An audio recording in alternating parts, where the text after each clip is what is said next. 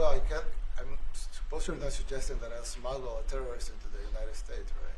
It's I mean, always how can I smuggle? How can I return him to the United States? Like, I smuggle him into the United States, or what do I do? Of course, I'm not going to do it.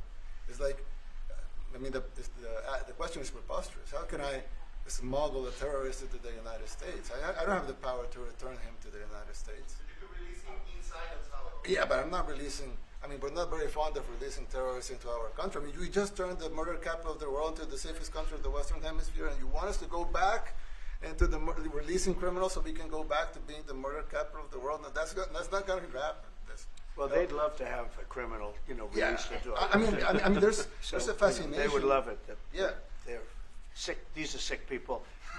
Marco, do you have something to say about it? Yeah, I mean, Stephen outlined it. I don't understand what the confusion is. This individual is a citizen of El Salvador. He was illegally in the United States and was returned to his country. That's where you deport people, back to their country of origin. Except for Venezuela, that wasn't refusing to take people back, or places like that.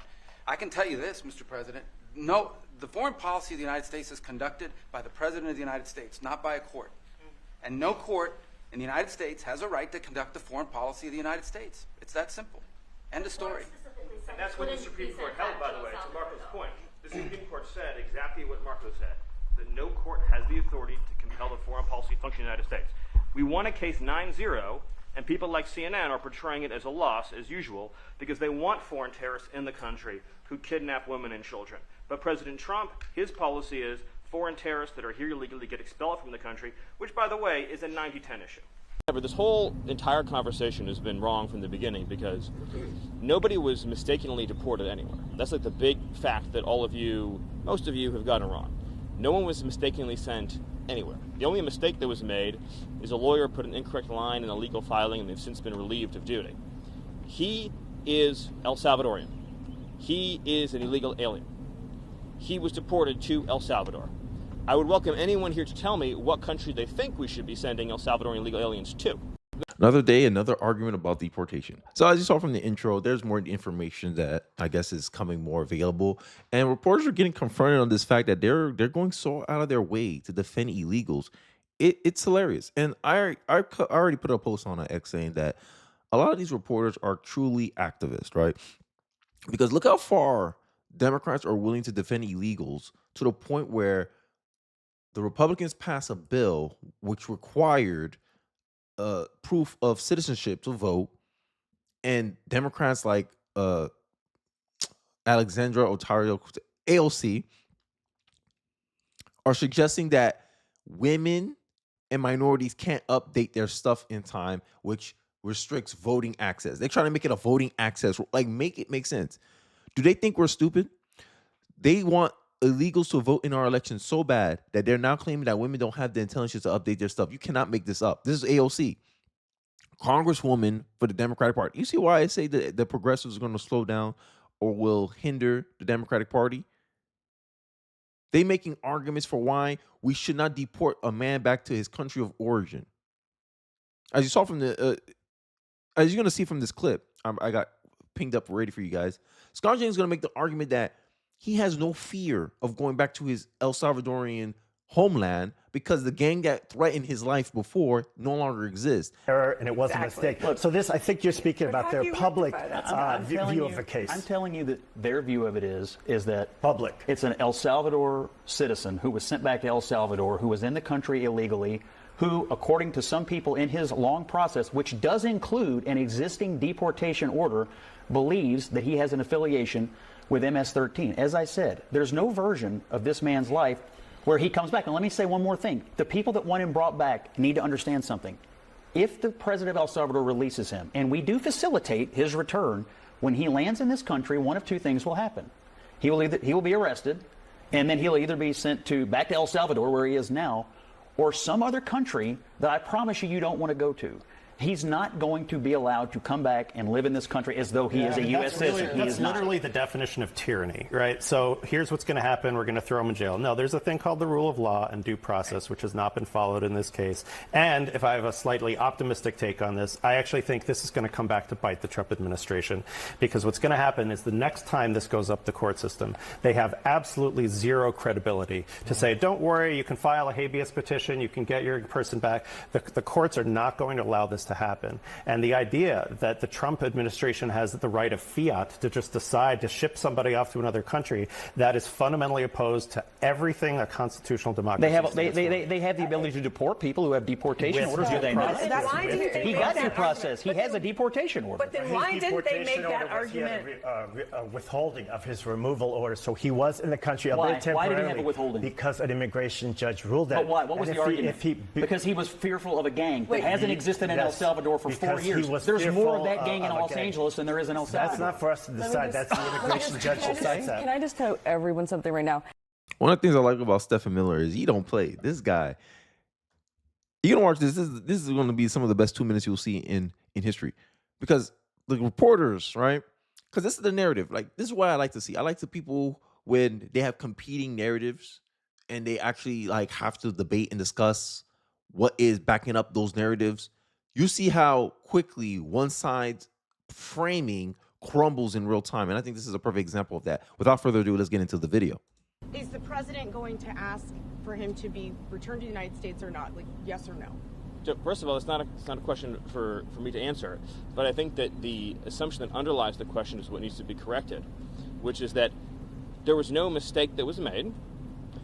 He was sent. So what? Let me ask you, what do you think would happen to him if he came back to this country? As your understanding of immigration laws, what do you think would happen? But I'm just asking. No, it's important to know. You're asking a lot of questions. You are all asking a lot of questions about this, and you all seem to care about it a lot. So let's see if any of you have researched anything about this issue at all. Can anyone here tell me what would happen to the illegal alien from El Salvador if he came back to the United States? Does anyone here know? Does anyone want to guess? Any of you? He could be with his family. What does any of you know the answer to the question? Legally, what would happen if he came back here? Does any of you know? He'll get deported again. And even when they return him back where? Like, what did that question imply? That he's an American citizen? He's not. He's El Salvadorian. He lives in El Salvador. That's where he belongs. Bring him back. Bring him back where? His country of origin, or a place he happened to come in here illegally? Oh, he has a family. Who give a damn? You broke the law, and you have to suffer. You have to be accountable to those laws. And he had a deportation order. The reporters left all this stuff out. Why? To put out a narrative that somehow Trump made a mistake. Trump administration made a mistake, when in reality, it was that individual lawyer that made a mistake, added a line in there. Many people are claiming that lawyer, the DOJ lawyer, was a Democrat, and he added that purposely to create this political wildfire you see today. That's why he was relieved of duty. But, that's just rumors. It could be true. It could not be true. But I'm letting you know, just so you understand some of the context surrounding this issue, that this could have been a political ploy by Democrats to have something to attack Trump on. And even then, it's still not working. Because the minute you say he's El Salvadorian, he had a deportation order, he has gotten due process. You can't escape that fact. And the fact that you have someone on CNN calling Donald Trump a dictator because he's upholding our border law, make it make sense. And that guy's a law professor in Yale, guys, or Harvard. That was a Harvard law professor, the Scott Jennings segment that I showed you. Yeah, okay. Any of you? You've been writing. I'm talking now. You need to stop. I'm talking now. Does any of you? Why was it unanimous? You're done. Does any of you know the answer to the question? Does any of you? You've been talking about it for days. Would deport him again? No. He would be arrested. Okay. He'd be put in confinement. He would be deported the second time to El Salvador again, because there's no withholding order for an alien who's a member of a foreign terrorist organization, number one. Number two is the gang that he's a member of doesn't exist in El Salvador anymore. So what you're asking for is to be deported twice. But additionally, if we chose to just pretend that the withholding order was real, he would be deported to a different country. So, for example, he could be deported to Egypt. So I'm just trying to understand, is it your view, in other words, you have to find a country that would be willing to take a MS-13 member from El Salvador. So I'm trying to understand from you all is, so if he came back and under our laws he was then deported to Egypt or to Somalia, would you then be saying, great, I'm so glad that you deported him to another country? Is that what you'd all be saying? Like, do you understand our immigration laws at all? But the premise of your question, the gentlemen, the return, guys, do you know the difference between a deportation order and a withholding order? Do you know the difference? Any of you, please. Do you? Well, we're not in the government. But so you didn't spend... Not in the government. We didn't research the issue, but we're so strongly believe that you should return him here. He should return here. For what? I'm telling you, man, the Democratic Party, they benefit from illegals being in the country, bro. Some way, somehow, they benefit from this. Either it's a win against Trump. I think that's the main reason why these reporters want this illegal back, to put a black eye on Trump's deportation order so they can go around and spinning a narrative how they just deporting massive amount of people without due process. This is why they want him to return so bad, so they can have a narrative to continue pushing a perception on. That's just my theories. Let's wrap up with the last 14 seconds. You couldn't even spend 72 hours over the weekend learning the distinction, even though you've been writing and talking about it this whole time. Everyone just raise this, please. Just raise your hand. Does any of you know the difference between a deportation order and a withholding order? Yeah. And then you continue asking questions, right? Because, you know, they have to cover up their incompetence here. They have to keep pretending that they actually know what they're doing. And this is the funny part. This is why many people think that journalism has become activism, right? From the fact that they didn't want to cover Biden's laptop story and all this stuff. And it's not. You're going to see how hard it is for these reporters to make the argument to bring this guy back, right? Because they've been hoop-hollering, crying a lot. And this is what I like to see. I like to see two opposing sides with two opposing views compete in debate. And usually you get more informed on the issue than hearing it only from one source.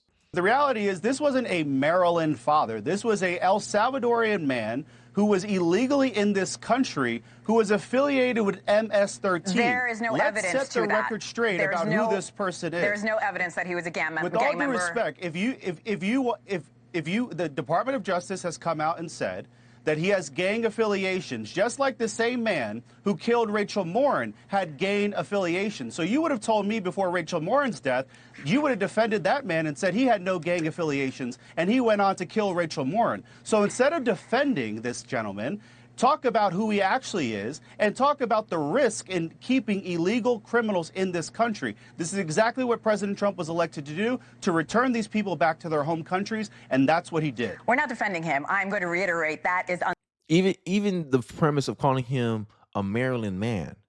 No, he's not. He's just an illegal that lived in Maryland. He's not Maryland land. He wasn't born in Maryland. Like, it's like saying me. I was born in Florida. And let's say something happened to me. Florida man, because I'm a U.S. citizen. I'm born in Florida.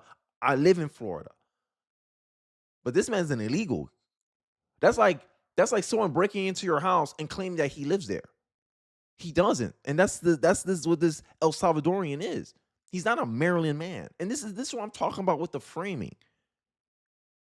But I digress. Unsubstantiated. There is no evidence of him being a gang member. He is married to a U.S. citizen, and he was in this country legally. Okay, but we don't know if he was being actually... married does not make you not a gang member. There's no evidence. We're going to move on. There's no evidence that he was a gang member. Let's move on. My framing is breaking. Let's move on. And this is what I'm talking about. When married people break laws, that doesn't exempt them from not suffering the consequences of breaking the law. And his is to get deported. And I want to reiterate that to our viewers. The Department of Justice came out and said there was credible evidence that he was a member or affiliated with MS-13. You said he's a gang member and he wasn't legally allowed to be here, which, again, he was legally allowed to be here. And he is married to an American citizen. You can hold court for him all you want. He's no longer in this country. All right. The Americans are safer because of it. And to go back to the original question, so right now the White House seems to be doing nothing about getting him back, and that's fine. I'm going. And it depends on the timing, too, because he had a deportation order from a judge. So did he get married after or before the deportation order? If he got married after the deportation order, I think that's null and void. It doesn't matter. You getting your butt back to El Salvador where you came from. But I digress. Going to move on. He's an illegal immigrant. He was here illegally with deportation orders in 2019. What part of that do you not understand? I understand the story very well, and I'm going to stop going back and forth with you on this, but I will say, again, he had every right to be in this country. No, he didn't. Is there any scenario under which this guy... He was an illegal immigrant. We're going to move on this. No, I will not let you go forward. Okay. He was an illegal alien in this country with a deportation order in 2019. He is an El Salvadorian citizen. If you are not a citizen of the United States of America, here illegally, there are grounds to deport you, in which happened recently. Again, unsubstantiated. Those are not the facts, but I will move on. How this is what we're talking about. You see how the framing just crumbles? This is just some emotional BS. I don't like your framing. It's not true. Just because you say it's true does not make it not true. He has evidence. Oh, is he El Salvadoran or is he not? Yes. Okay. Is he an American citizen? Well, he's married to a U.S. citizen. Okay. When was he married to this U.S. citizen? That's my question. And he had deportation orders since 2019.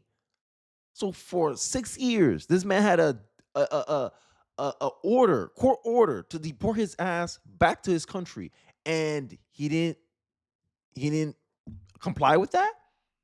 But we're supposed to hold him scot-free because he's married to an American citizen. What kind of bizarre world are we living in?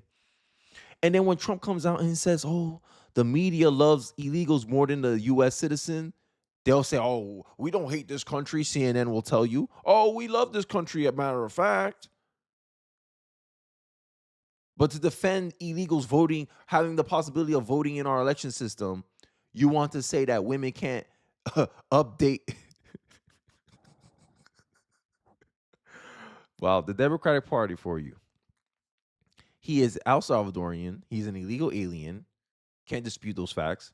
He was deported to his home country, El Salvador, and will welcome anyone to tell me what country he should be sending an El Salvadorian illegal to. He was mistakenly deported to El Salvador. Okay, you wanted him deported somewhere else? We can make that happen. And this is the mental gymnastics that it seems like the media is doing just to create some negative perception on Trump. And it goes without saying, it further validates my opinion about the media, that their job is not to inform the American public. It's to give the American public a certain perception. And right now, they want to give a negative perception of Trump's deportation efforts. And this story is one way of them doing that. But I digress. Let me know your thoughts in the comment section below. I'd like to hear your thoughts and your perspective on this matter. Don't forget to like, comment, subscribe. Please share this video if you feel so inclined. It really does help me out in the algorithm. And I'll catch you guys on the next one. Peace.